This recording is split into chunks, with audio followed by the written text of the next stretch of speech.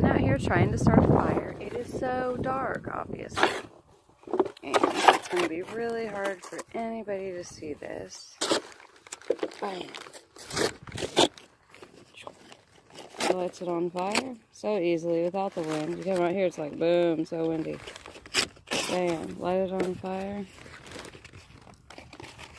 And it lights so easily, so much easier to start a fire. So much easier.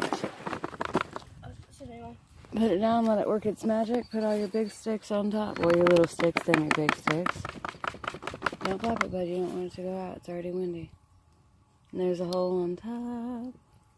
So it won't go out. The air will sweep in there. And make it blow. It's got air, honey. Okay. That's why we put it in those. It's perfect.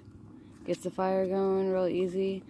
That paper in there lasts a while so you can have a little bit of time to get a fire started. It's perfect.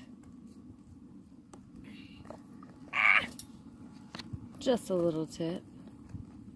Windy day. You have a 12-pack case. And some paper. Start a fire. And bam, it's bright.